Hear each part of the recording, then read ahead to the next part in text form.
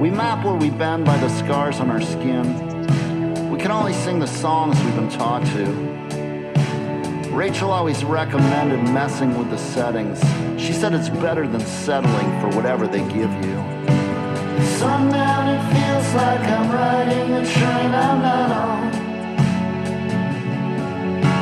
Sundown, it feels like I'm riding a train I'm not on.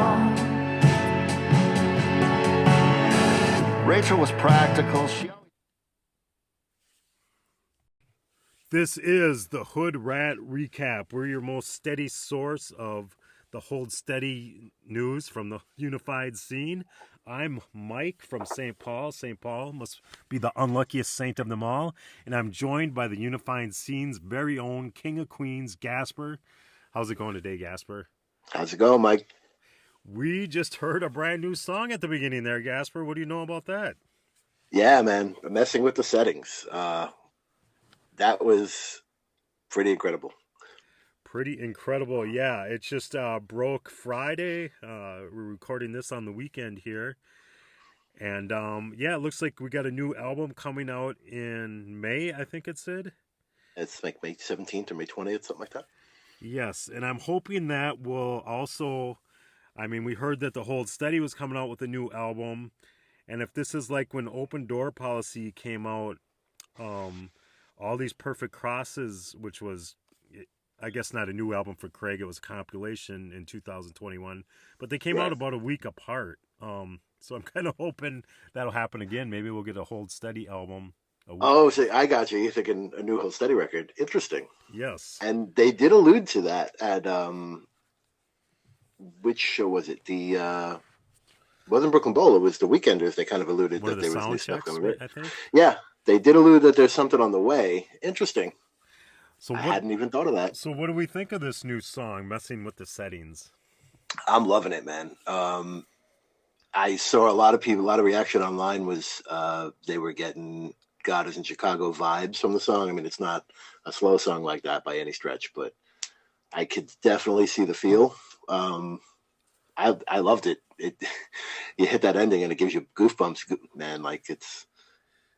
Yeah, I thought I got the God in Chicago vibes because he kind of does his Leonard Cohen sing talking on some of it. But I thought this had really big production. I don't know. I thought this had the most production of any of his songs I've heard so far. I could be wrong. What do you think? I could definitely see that. There's definitely, I mean, just the promo stuff around it. You could see there's a different effort on this record. He had that like almost weird art project film thing that he was promoting the record with, which is kind of cool because it hyped it and you're like, well, what's going to happen? And like, we all knew it was going to happen. He's going to release a song and then he's going to release a record. Like that's what the news is going to be, but the effect was still there. Created some mystery around it for sure. So he's definitely got some, a different, not a different take, but like it's definitely a greater, effort to promote the record, and I think you're right about the production as well. It's this one looks like it's going to be kind of special. Yeah, and he calls the last three albums he released a trilogy. So I was wondering, well, like, is this one going to sound completely different? And I think it's some familiar and some different. What we've heard out of the first song so far. Little different production.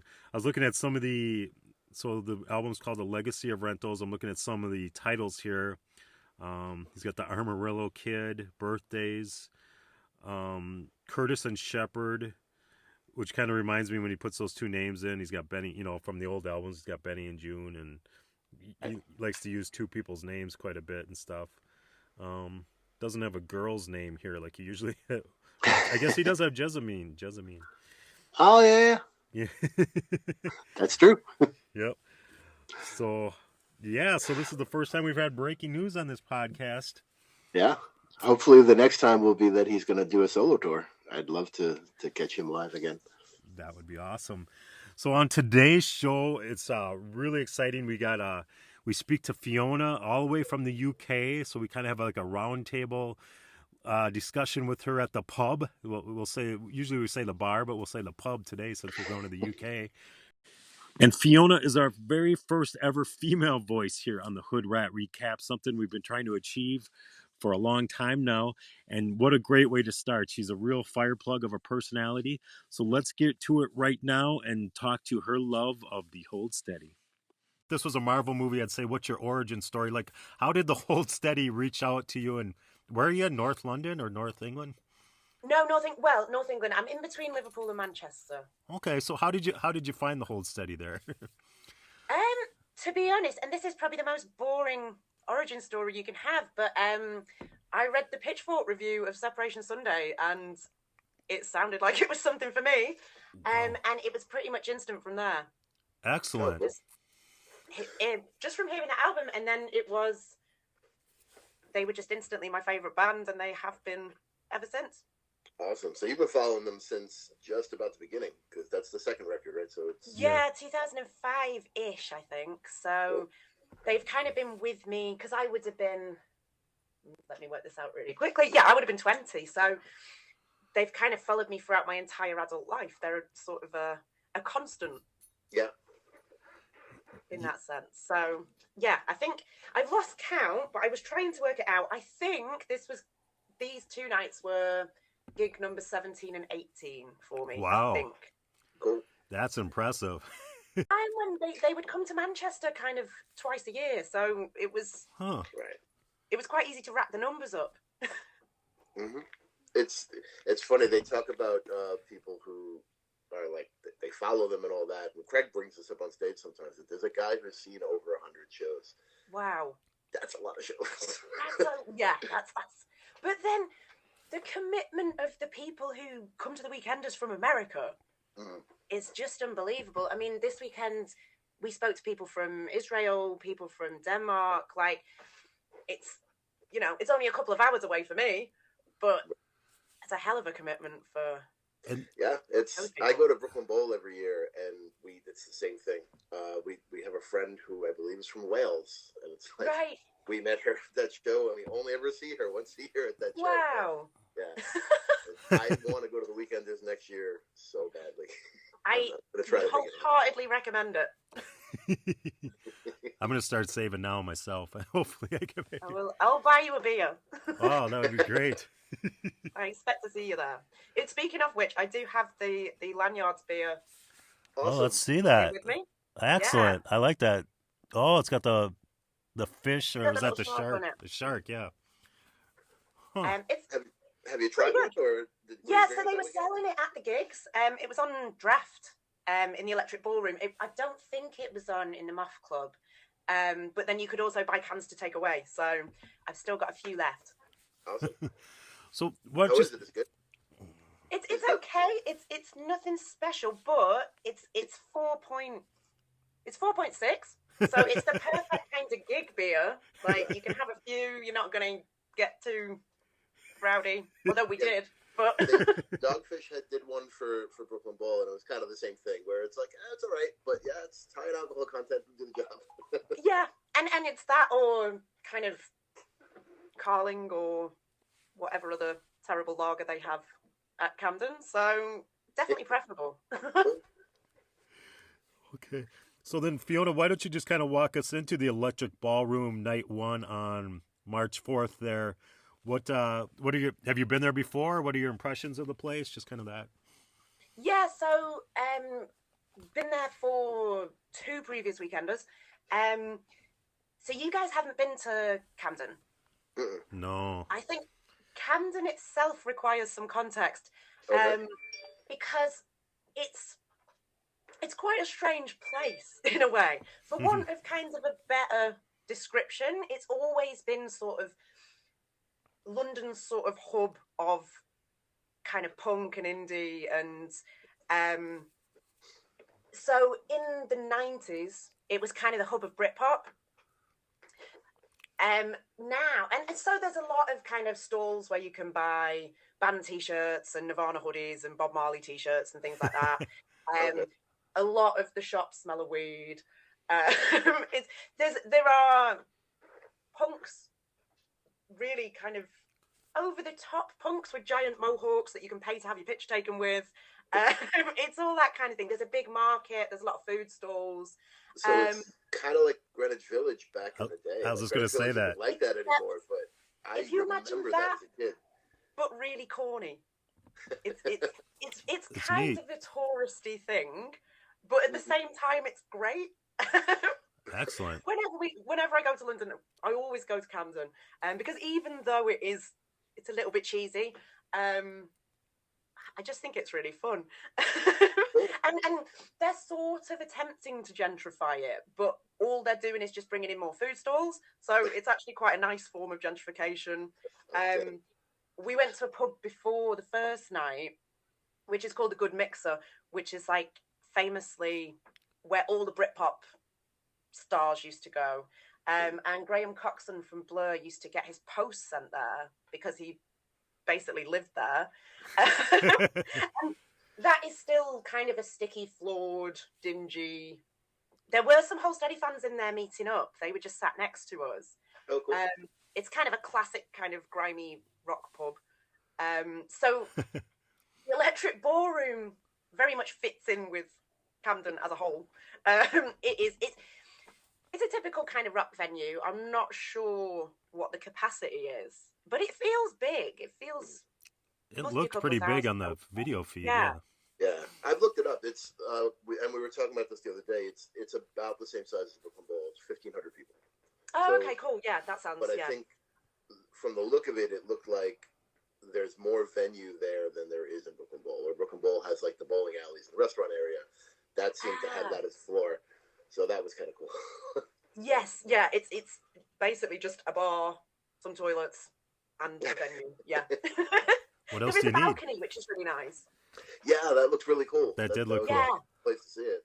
It was quite nice to see there were people sitting up there, and that's probably quite a nice. You probably get a really good view. I would never do it because I like to be at the front, but you probably do get. It's probably quite nice if you want a more civilized experience. Probably quite nice. Well, you get to Electric Ballroom. So yeah, let's just start there. What did you think of the set?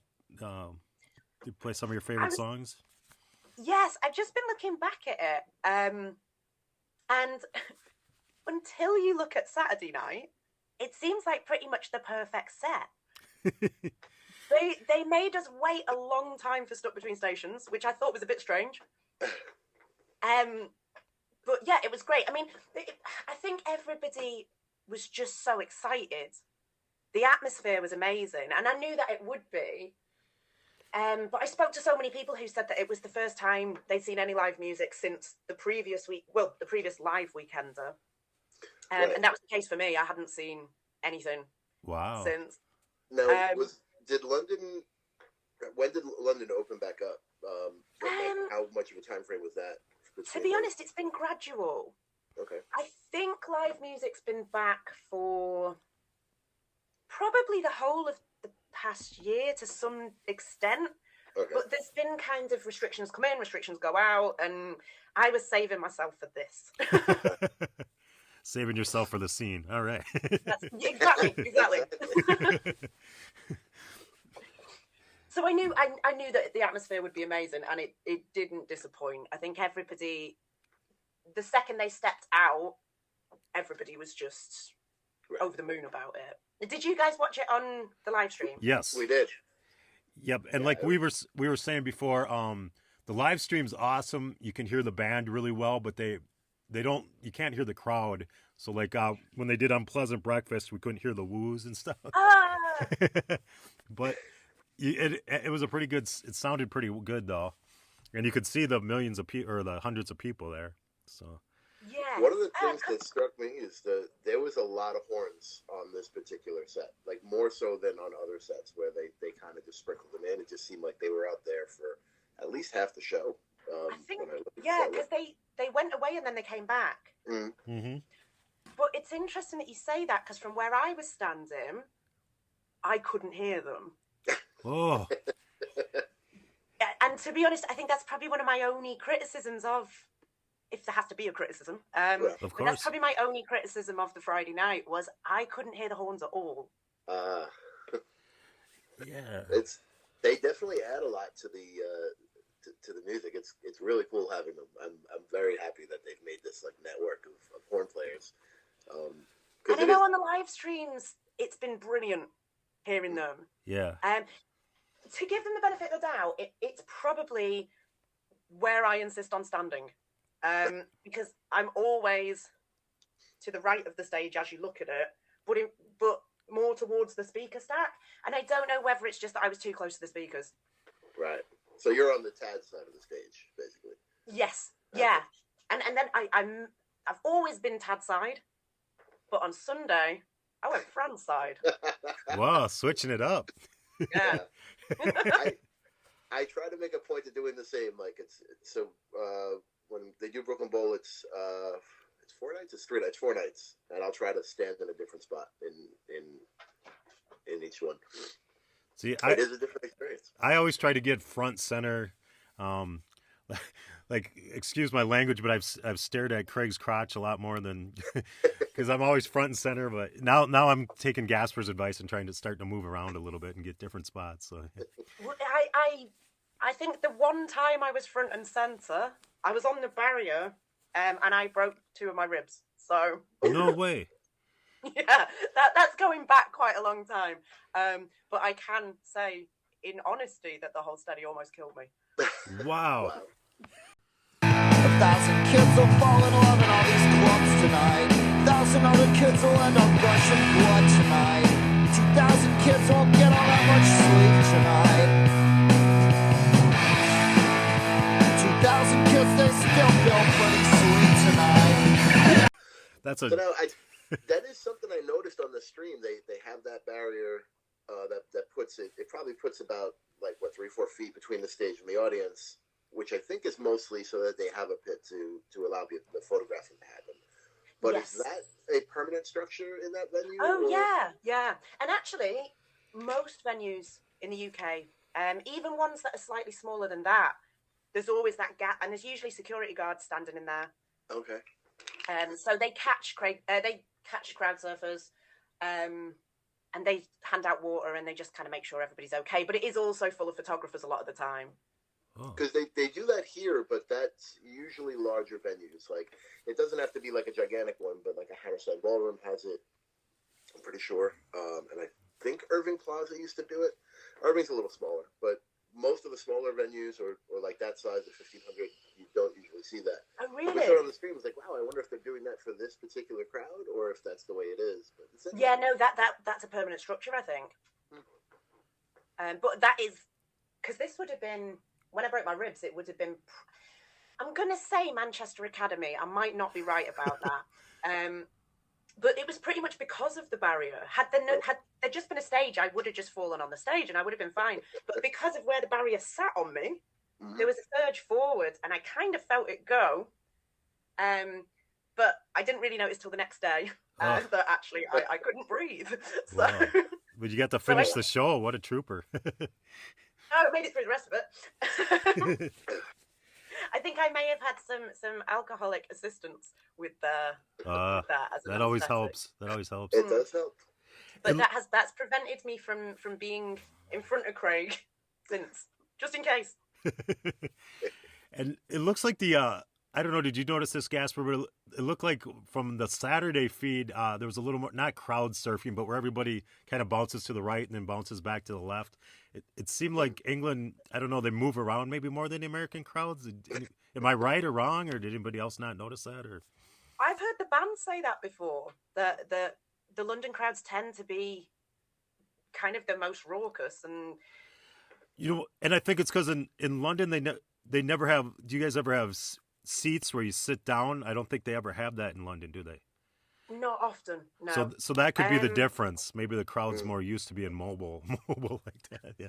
And one of the amazing things about it is that obviously, with all due respect, it's not the youngest fan base, and we're all getting a little older, and everybody still goes for it, which is great. It's amazing. It's amazing. All right, so yeah, I was just counting. It looks like out of the 21 songs they came out and played 4, or no, they played 4 and 4. So 8 out of the 21 songs, if I'm counting, before the were horn songs. I've got the set list here, yeah. Yep. So we kind of went over the set list the other night, but is there any songs that you were really happy to see live? Or I suppose you've seen them all. Well, all of them, yeah.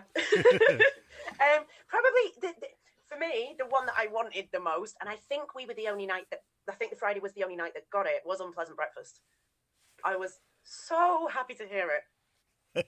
Because the live stream from the Brooklyn Bowl, I watched whichever night they didn't play it. So I've never heard them play it live. I've never even seen it on the live stream. And that's my absolute favourite from Open Door Policy. So I was crossing everything for that one. And it didn't disappoint. Yeah, I think that's definitely become one that's going to be a mainstay in the set list. I hope so, because it's wonderful. And yeah, so that was probably, looking at the set list, that's probably my highlight.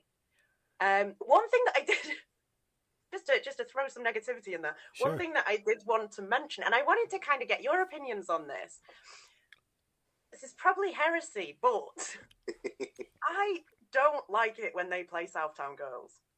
Really? I'm just not that into Southtown Girls, and I feel like it slows the set down. I know they played it towards the end, but I just feel like it kind of slows things down. I've heard other people say that also, yeah. That's good to know, because both me and my husband both said, because he's not as familiar with that song, and he was like, well, what was that one?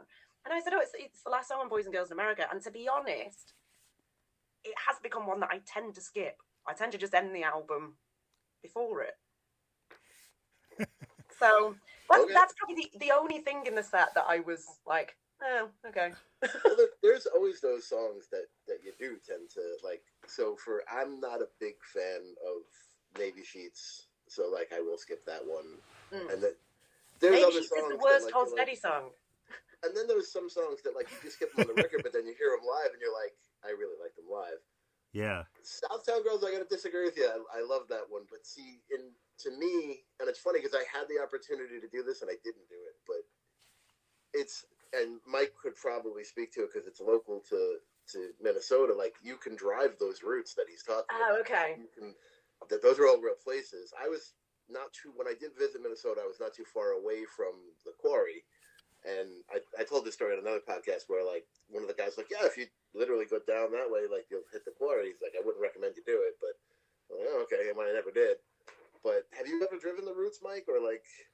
Well, he mentions the 494, and that's where I drive that to go buy, socks and underwear when I go to the Mall of America. But okay. But I like how he makes it sound really romantic, and, he makes all those areas sound... And it's just a suburb. It's just and he makes it sound really romantic, and that's what I like about it.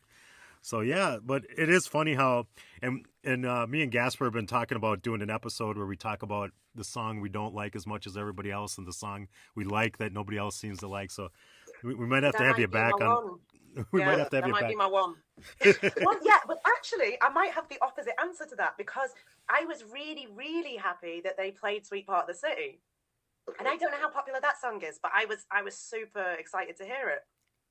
So I think that's pretty. It's still most people I think do like that song. They don't play that record as often as they had been. When they were touring for that record, I saw them play that whole record a bunch. But like that record and Teeth Dreams have just slowly become less of the set because there's 110 songs I think they have to draw from. So it becomes you got to cut something. And I get the impression that they are aware of the general opinion on Teeth Dreams, that it is weaker, and I think they seem to be aware of it, and that's maybe why they don't play them. Although I felt like, have you gone back to listen to Teeth Dreams? Like I did it the week before the Weekender actually, and I probably hadn't listened to it for at least a couple of years, and I enjoyed it more than I remember. It's too long. I think if it was just a little shorter, you'd probably appreciate the really good songs more. If there weren't the couple that are not so great. Yeah, it's a little uneven. I think Craig, I've heard him in interviews say he thinks maybe the reason they don't play it live is there's no Franz on those two albums. I also think that, yeah. But Craig said, if you would have had the keyboards and the guy that produced Teeth Dreams didn't have him do the, they didn't never come down and then have Craig do his little talking part. They didn't slow down. It was all like medium classic rock speed where they just kind of went at it. So they never had the slow down parts. But other than that, I think the writing was equal to the other albums. That's kind of there were some songs. I would really love to hear them play Oaks as well. Mm-hmm. I'd love to hear them play Oaks. Everyone goes to that song, and it's funny because that was supposed to be the last Hold Steady song. Like they were done at that point, and then they obviously are back. I think Open Door Policy once that exists and you enjoy that record, if you go back and listen to Teeth Rooms, I feel like you hear it a different way because it gives you a frame of reference of like this is where the band is now. Where I think Teeth Rooms is kind of a departure for them, but I really like that record. I think it's better than it gets credit for. I feel like that about Heaven Is Wherever. Okay. I feel like people don't give that enough credit, and although it's not one of my favorites, the good songs on it are amazing. Right. Yeah, I think The Weekenders is a top. Oh, I say this about probably about 30 of their songs, but I think it's a top 5 song for them. I really think that's a good song. And it was fantastic to hear that on the Friday as well. It was really fun to hear that. Does that become like an anthem for the show, the Weekenders, like the way Massive Nights would for Brooklyn? I would hope so. I think that was the only time they played it, though. They do only play it once the whole weekend. That was kind of surprising, Yeah, they should whip it out every night as like the theme tune. I agree. It's a good song too. Okay. I'm just looking at what they played for the encore.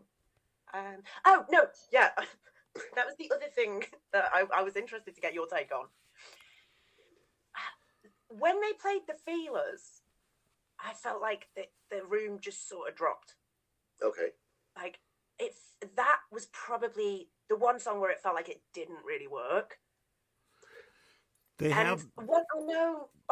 one of the live streams, I think it might have been the weekend of last year. I think they started with it. Yep. And it was a bit of a rocky start because it might have just been me because I was so excited about watching the live stream and I was, it was a Saturday night and I was having a great time.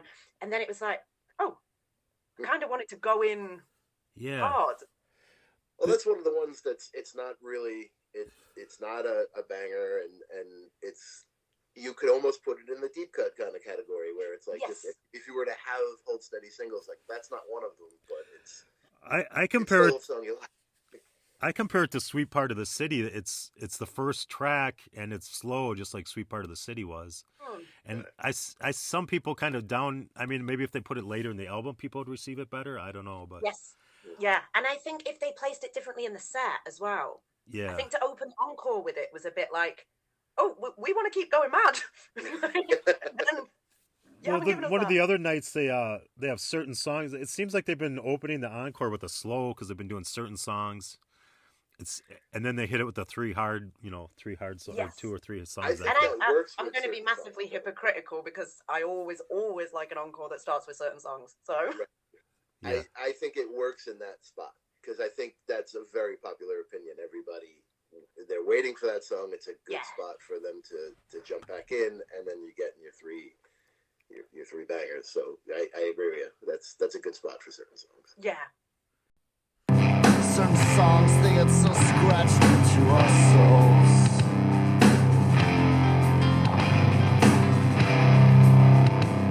Certain songs they get so scratched into our souls. Do we have anything else to say about night one, guys? Yeah, I have to recommend outside of the Electric Ballroom, immediately outside of the Electric Ballroom, there is a burger bar. And it stays open really, really late. And it's really exceptional. Awesome. And I just think that everybody, I don't know what the name of it is. I should have probably Googled that, shouldn't I? But you can't miss it. It's an open-fronted place. But they do some really weird things. I got a merguez baguette, and I was very happy. Awesome. So I just wanted to tell everybody for next year. I am putting it on the list. They need to be going to the burger bar. No, is burgers, are they considered American food, or is that considered just international food? I think we've claimed the burger. There you go. Yeah. All right. So now you didn't go to night 2. Did you watch it on the live stream or? I didn't. I had a massive night in a different way on the Saturday. I went to Bermondsey and went to a vast number of breweries. Wow. Oh, cool. But I do have thoughts on the set list. Okay, let's hear them. Even though I wasn't there, I think it's the strongest set list of the three. Okay. I think people got Blackout Sam,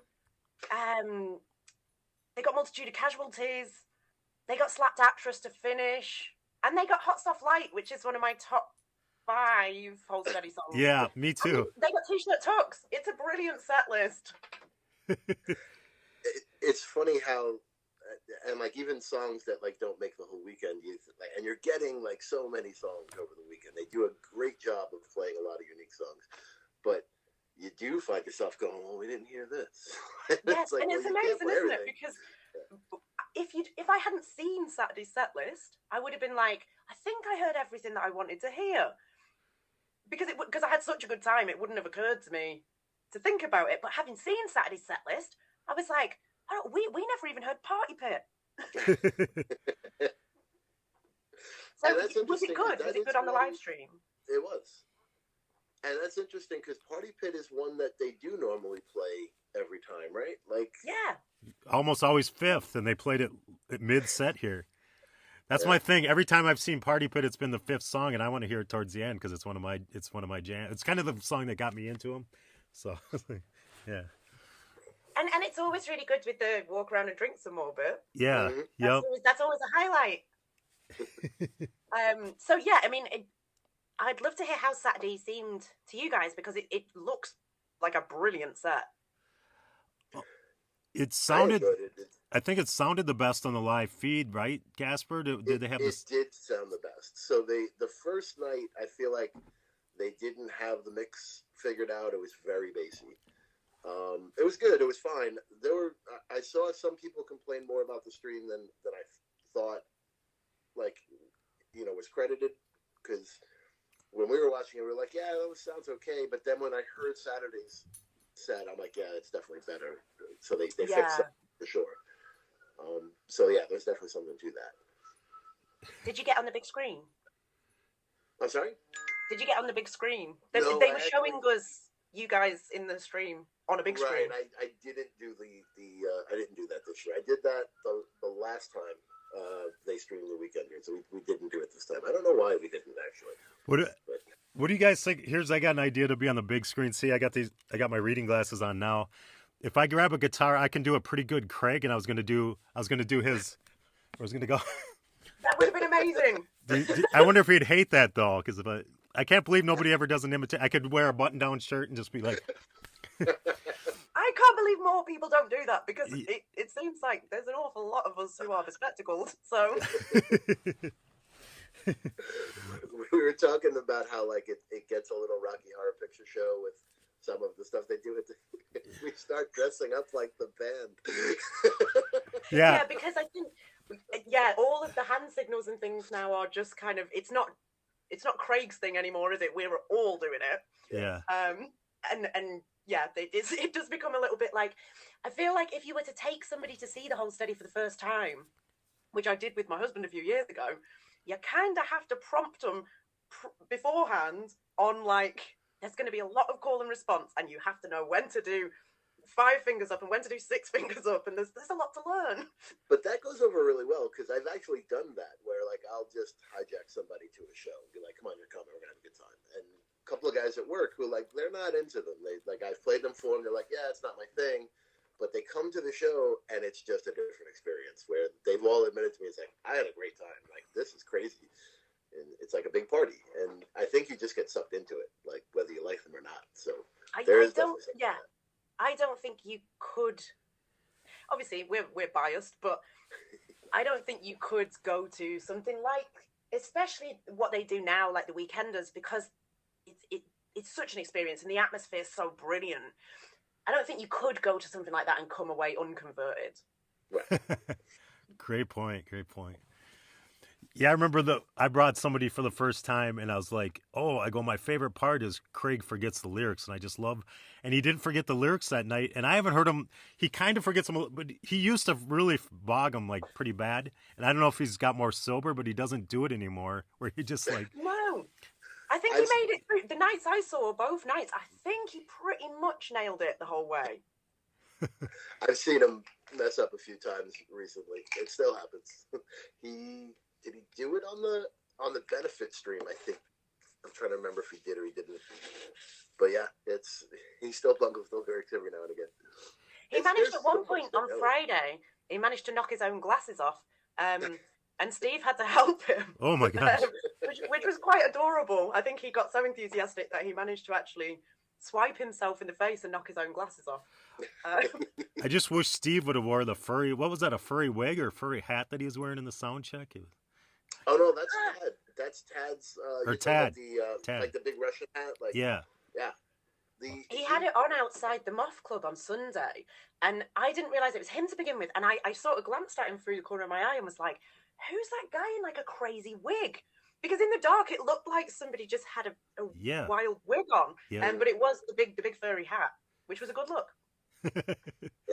He's been wearing that for a while. And actually, this past Brooklyn Bowl show, I remember we were waiting outside to go in.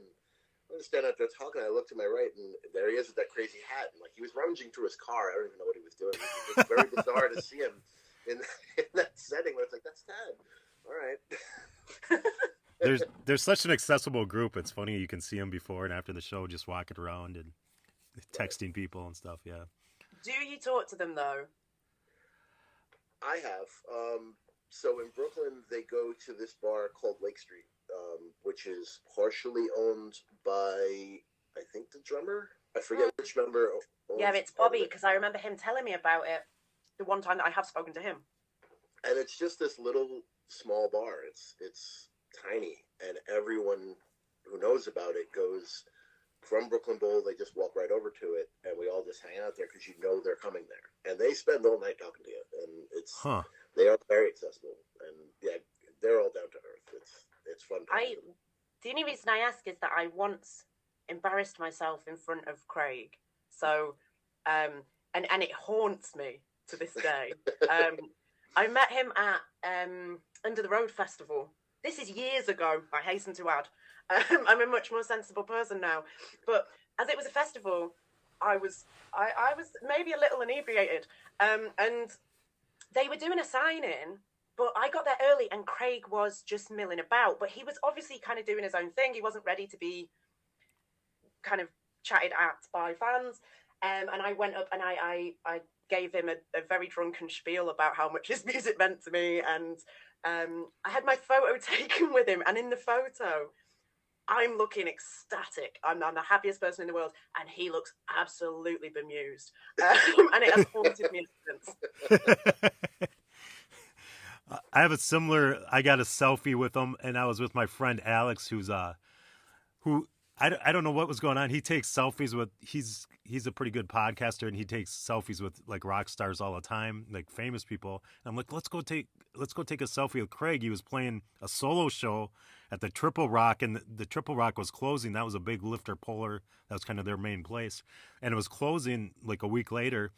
So I was talking to my friend Alex, who takes these pictures with all these like celebrities, and he's just like, he's just like slamming drinks. He's like, I need one more drink. He's like, okay, we can do this. And we went up and did it. And I think I did the same thing. I said a silly song. I go, we're going to be at Brooklyn Bowl next, and he's like, who cares, but yeah. I can still remember every word pretty much that I said to him, and I won't repeat it because it was very embarrassing. But I saw him solo a few years ago, and I managed to meet him and be a normal person and not overwhelm him with my emotions. So I feel like I've made it up to him, but it does put me off ever attempting to speak to him again. I think you're good. They are very approachable and very cool, so I wouldn't worry about it. And he probably doesn't remember the way you remember. Yeah, and he'll have had that experience so many times. But at least he didn't say to me, you're the guy that's always in front of my crotch, because that was like I saw him 4 times in a row and I was in the same spot, and he actually gave me a head nod when he saw me. So I go, oh no, he recognizes me. That means I've been to too many shows. But that's the dream though. Yeah. Because I feel like everybody in the audience recognizes each other. Yep. And that's one of the lovely things is that, you don't necessarily know their name, or, we have certain things that we refer to other people in the crowd as, like, oh, that's the guy that looks like Richard Hawley, and there's a few others. I won't embarrass anybody by naming them, but you do wonder whether the band is also looking at the crowd, going, "Oh, there's that guy. Yeah, there's that. There she is. Yep," and kind of ticking you off. I think to an extent they do. Yep. There are the cast of characters that come out to everything, and they're known to. And I can't believe they can see him in the crowd. Like they pick him out. Like he'll go over there is the one guy that's been to 100 shows, and then the people that come from New Zealand has been to a ton of shows. I can't believe that from New Zealand. Mm-hmm. Wow. That's crazy. Yep. I'd love to go to the Australia show one day too, but that is a commitment. That's a hell of a commitment. Yeah. Even from either where you are or where I am, that's yeah. Either way, yeah. So then we could talk about night 3, and just looking at the Instagram pictures, I like somebody, maybe Craig said it, but he said it looked like a Wes Anderson. It looks like a Wes Anderson shot with the crazy colors. It looks like it's like in somebody's basement. It just, I like that comparison. Yeah. So, because they didn't live stream that, did they? No. So we did not see it at all. And I gotta say, I'm totally jealous because looking at I've seen some clips and from people's cell phones and some photos, and that looked like an amazing experience. Cause it was wonderful. Looks tiny, and to see them in that kind of environment, I love that. So tell us about that. The venue itself. So the venue is called the Moth Club, and it stands for. Hang on, I have this written down. Let me get this right. It stands for the members of the Order of Tin Hats Club. Wow. That's cool. Again, that's a pretty Wes Anderson thing. Yes. So it's actually an ex-servicemen's club. So, do you guys have working men's clubs in America? So I'm trying to figure. They're different. It's usually when they say men's club, it's usually take off your clothes type club. It's definitely not that. Yeah. We have here are like Knights of Columbus and Kiwanis. Do they have that in Minnesota, Mike? Yes. So I'm thinking it's probably like that. That's the impression that I get anyway. Is that sort of a what do they call it? Like a stone masons? You're thinking of the Masons. I don't know. It could be, for as far as I know much, but yeah. I've never been to a Masonic temple because that always seemed a little cultish to me. But a Knights of Columbus basically is so. It's where men get together, and it's a service orientated thing. So it has a Christian side to it and a community side to it, and I've only gone. I tried to become a knight, which is its own story, but I don't go anymore. But they basically they do nice stuff in the community is pretty much what they do. But they meet in these small kind of they're just wood panel usually rooms. It's kind of like the Flintstones water buffalo, whatever that was. Remember that? Exactly. Yeah. It's the same idea. Yeah. So if you take that idea, but replace doing nice things in the community with drinking really cheap ale, which is so much better. That's kind of. So the Moth Club is. It feels to me like a uniquely kind of very British thing, of kind of these little bars where I'm guessing, but I think they were probably set up after the First World War for kind of retired servicemen, and some of them still exist, but I think they've had to repurpose a lot of them in the way that they have the Moth Club. Although it certainly appeared that the Moth Club was still an operational pub. And you could definitely imagine there being a lot of very old men and exclusively men. The drinks are always cheaper than they are anywhere else. There's all sort of plaques on the wall commemorating various, I guess, army regiments. Or it seems to me like such a kind of quintessentially Little England thing that the juxtaposition of the whole study being there was really fun. I don't know if they've ever played anywhere like that before. Or certainly not for a very long time, I'd say, because I think the capacity was only 300.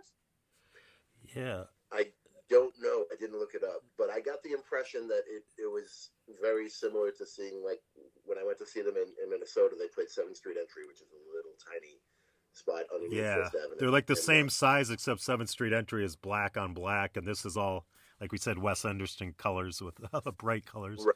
Yeah, but They otherwise I put think they're all the of same this, size. like, yeah, they put all tinsel up and it, to I guess to add some colour to the place, because it's, you know, it's a very kind of, it's stuck in the decor that it was built with. So they'd hung this tinsel up, and there was inflatable letters that said Moth.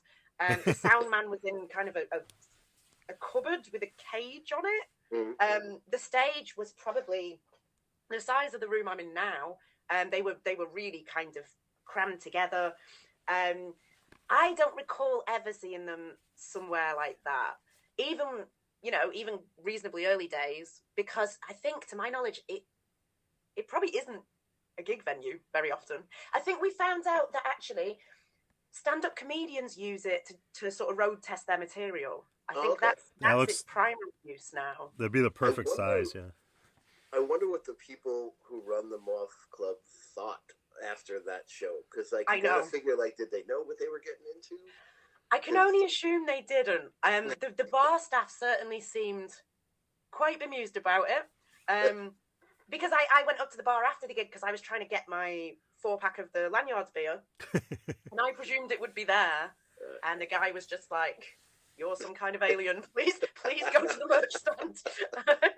But yeah, I don't know how they convinced the Moth Club to let them do it, but I would imagine they are still cleaning the place a week later. Because the confetti, so much confetti everywhere. So much confetti, and just the heat of it. Because so there was no barrier. The stage was probably knee height, kind of. Yeah, it looks knee high from the picture. They barely could stack the speakers in front of it. Yeah, and it was. There were times when I couldn't raise my arms. It was really kind of crammed in, and it's so strange after not being in a crowd for 2 years. Yeah. There was one point where, because I was on the second row, and the guy in front of me kind of fell onto the stage, and I instinctively kind of reached down and grabbed his waist and picked him up. And I was thinking, well, we don't touch strangers anymore. Like, this is weird. So, but in the loveliest possible way, because it was, you know, there was times when it was so tightly packed, and it was going so mental, that I was just kind of laughing maniacally. Like, I was just so happy to be in that moment that I wasn't even singing anymore. I was just laughing. It was absolutely great. Yeah, and it's so nice to get back to that, because like I think my first show back from COVID was Ben Folds at Irving Plaza, which was a totally different kind of setup, where like you had to have your vaccination card, you were going to show it at the door, you had to have your mask, the mask had to be on the whole show, unless you were drinking beer, which was a very weird rule. And so like everyone was very hesitant to like, how is this going to go? And then you get to something like this where it's just like, rules are out the window, we're having a good time. Yeah, and that's how it felt. It felt like, right, the gloves are off. Like, you just go as mad as you want to go. And actually, at one point, Craig did stop the crowd and say, you know, you need to just be jumping up and down. You need to stop pushing people forwards. Because there was serious risk that at least the people I was around were going to kind of fall onto the stage and take him out. So he had to give us a warning. And which, again, you know, there's not many people under 30 in that room, and they brought it. That reminds me of when I saw them at 7th Street Entry, which is the same where me and Gaspar were talking about the small club. And I went after an American football game, the Vikings, and I was actually wearing a jersey, which I forgot to take off, so I looked like a nerd. But half the crowd were Packers, they wear green, and half were the Vikings, they wear purple, and they hate each other. And Craig said, he goes, because our name of our quarterback is Cousins, and he goes, I'm kicking it with Cousins. And half the crowd started booing and half started cheering. And Tad, who never talks on stage, said, we're in a very small place. He goes, can we just get along for the... I've never heard him talk on stage since or before, so that was kind of fun. Yeah, that's my little story. So. No, it was. I mean, the heat in there was unbelievable. This is probably a bit disgusting, but I'll tell you. I had kind of corduroy dungarees on, not an ideal gig outfit, I suppose. But even the following morning, I touched them to put them back in my bag.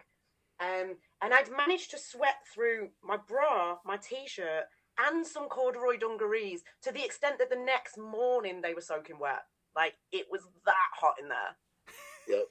And that's a thing for Hold Steady shows to begin with. Like, it's everyone comes out a sweaty mess. I can only imagine in an environment like that. Yeah. Yeah. It was, well, the worst thing about that was that the following morning, the hotel that we were staying at had some sort of water emergency and we couldn't have a shower. Oh, wow. So it was unfortunate. And you guys got a great set for that show, too. I mean, just looking over it, like, they played Adderall, they played Sequestered, they played Denver Haircut. That's a Yes. That must have been a lot of fun. That was, yeah. There was one run that they did, which was, so Sequestered into Denver Haircut into Chips Ahoy, which is just yeah. That's... And then they played one for the Cutters after that, which was nice because it was a bit of respite, but also it's quite an unusual one to hear. So that's one of my favorites to hear. I love when they play that song. I'm so happy they. Me too. So, what's your favorite song from this set? Like, what was the pinnacle moment? It was almost certainly certain songs because I knew they hadn't played it the previous 2 nights, and I said to my husband before we went in, like, I'm putting money on it. We're getting it tonight. And then for them to come out and start the encore with that was really special. I may have got a little emotional during the encore. You're not the first to say that, actually. I believe that's the one that Dave said he got choked up on. And then you got a new song right after that. We think it was Llama, is what we're thinking? Yes, which I think was quite a strange decision. Because nobody knew it. And everybody, so it had gone from being everybody going completely mental for like an hour and 40 minutes. And then everybody just sort of stood there and went, oh, I've got to listen to this one. And it was a bit of a strange decision on their part, I think. But it's new material. So, like, what do you think about the new material? You got 2 songs. So, yeah, they played Bloodbath, I think it's called, earlier on. And that sounded brilliant because that had everybody in the band was doing woos at various points. So I'm really looking forward to hearing that one properly. I think if I'm honest with Llamas, the sound by then wasn't great and you couldn't really hear Craig. So we didn't really get any idea of the melody or anything really. We could pretty much just hear guitar at that point. So it's really hard to say. Yeah. But like I was saying on the last podcast, they played Lanyards, I think, at the last Weekenders, the streaming one, the pandemic one. And they played it like 2 or 3 times, and it was kind of muddling. I don't know if it was received well, and now it's kind of one of my favorite songs. I think they had to work through it, yeah. And I think to some extent, it was almost like a kind of cheeky wink to the audience of like, we're doing more new stuff. You know, this isn't like we've put out open door policy and maybe we're winding up again. I think it was almost to say like, this is a going concern. We've got more. Right. Which is awesome. Which is great. Yeah. Yeah. And like, so the new stuff you got to figure, and probably very much like Lanyards when we were getting it then, like they're just still kind of working through this stuff. Like they're the first time they're playing it live, they're still working out the kinks. These aren't even really the song titles yet. Like that, they're the working titles. So it'll be interesting to see where they go. I think Bloodbath is pretty much ready though. It sounds it. Yeah. It sounds it.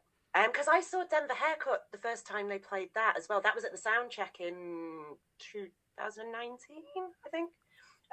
Sounds right. But that was kind of like an instant classic. It felt like it just fit, and then everybody kind of grabbed it straight away. Right. Well, like what I like is how their new stuff is really good.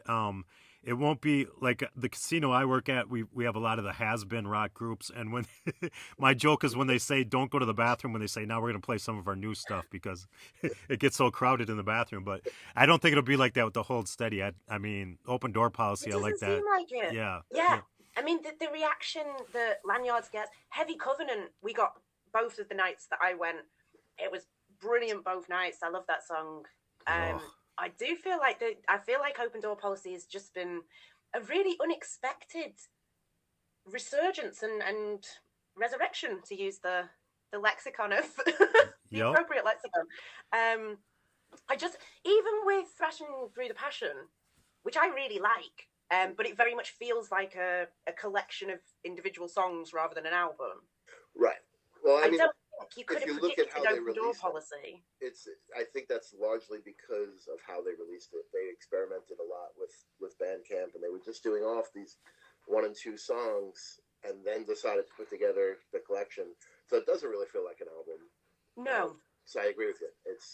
And then I think to suddenly have open door policy, which is so kind of complete and Yes. right, and almost like it's like a not a reimagining of the band, but it's like it's where they are now. So like it's not Separation Sunday, it's not Boys and Girls in America. It's more cleaner sound. Right, and more mature. I like where they've gotten. You know, I mean, it makes you feel like they can be around for a long time more because they are still putting out great stuff.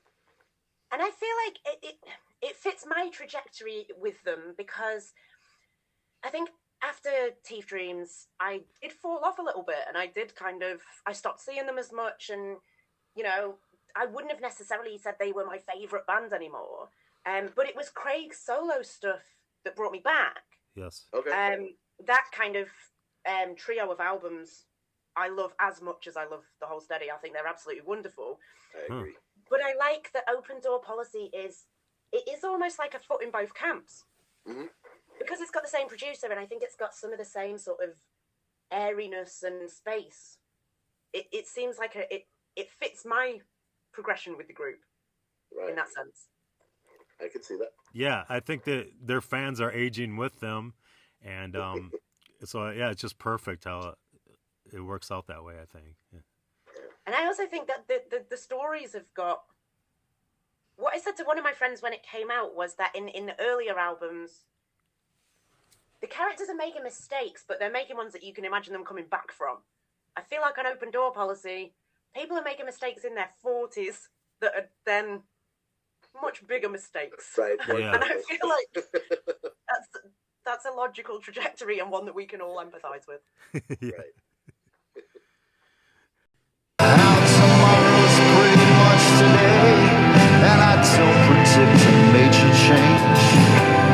Seems like you and me have got momentum. Feels like now we're in this pretty deep. We should get set up before we sleep. Feels like now we're in this pretty deep. We should get set up before we sleep. So, do we have anything else, guys, that you want to talk about?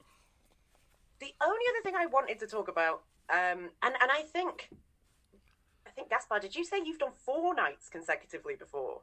Mm-hmm. Because the only other thing I wanted to talk about was how people do it. Yeah, exactly. I don't know how the band does it. I don't know how... Because obviously I did 2 nights, and on Monday I was in a state. Like, I was in no fit shape for anything. It's taxing. And this year, actually, I went and did 3 shows in Minnesota, and then it was like a week or 2 later we were doing Brooklyn Bowl, so it was like almost 7 shows in a row. Wow. So, yeah, it's definitely taxing. It's because on the Sunday afternoon, we went for a couple of drinks before the show, and I think both me and my husband were feeling a little bit like, oof, like, we're tired. As soon as we were in the room, all of that went away, and I'm assuming you just have to run on that adrenaline. Absolutely. And it does come back every night. It's just the end result is like, I need a day. Yeah. I had to work from home on the Tuesday because I was still not up for it. So I'd love to ask the band, like, how they cope with it. Because they do give it everything. And yeah, they do. Even at the sound checks, yeah. And I'm like, you guys got to play later tonight. And they go for The sound checks are always a little more subdued. Yeah. Which is to be expected, I think. But yeah, you're still putting in the hours. Could you live stream the sound checks? Yes, they did live stream both of them this year. Sometimes they only do one, but they did do both of them this year. Did you watch? They were a lot of fun. Yeah, absolutely. They're always fun because you you pick up all kinds of stuff, the stories that they tell. It's more of a Q&A, and it's moderated, and so you get some interesting stuff. Did you get anything juicy? So they're releasing the coffee table book for the 20th anniversary next year. And what else did we get? Steve has a record coming out. Oh, wow. Yeah, solo project. So I'm excited to see that because Steve, he's been a session guy, and there is this whole other side to Steve. He has the band Big Ass Truck, I think it's called. So I'm excited to see what he puts out. That'll be fun. That might make a good episode, actually. Yeah. Yeah. So, all right. So, Gaspar, why don't you give us your famous your line to get us out of here? You want to lead out? Okay, so we've been talking to Fiona from England. Thank you so much for being our guest. And thank you for having me. I'm Gaspar. This is Mike. That's Fiona. And all of us guys and all of you guys, we are all the Hood Rat Recap. Yeah. There is so much joy in what we do up here. And Ybor City is very speedy, but they throw such killer parties.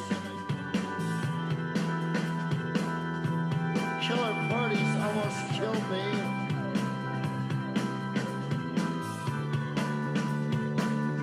Killer parties almost killed me.